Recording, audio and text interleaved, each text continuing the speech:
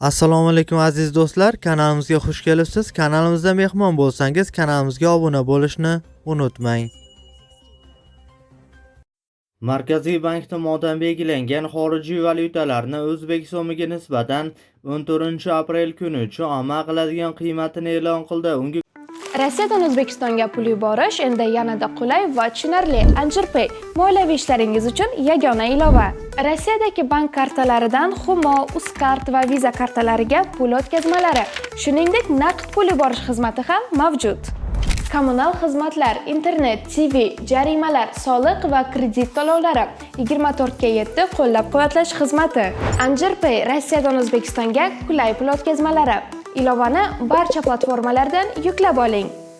ko'ra dollarning rasmiy kursi 32 so'mga pastlab, 1 AQSh dollari 12.126 so'm tashkil etdi. Bundan ko'rinadiki, 100 AQSh dollari 1.212.610 so'mga teng bo'ldi.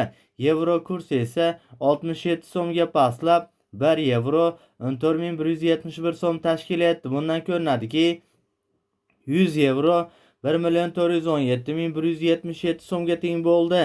Rossiya rubl kursi esa 1 so'mga ko'tarilib, 1 Rossiya rubli 159 so'm tashkil etdi. Bundan ko'rinadiki, 1000 Rossiya rubli 159.110 so'mga teng bo'ldi.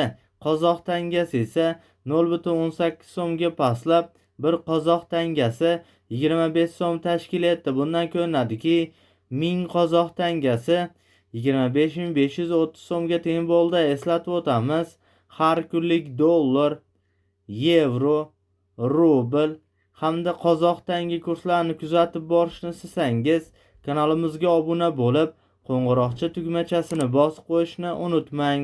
E'tiboringiz uchun kattakon rahmat.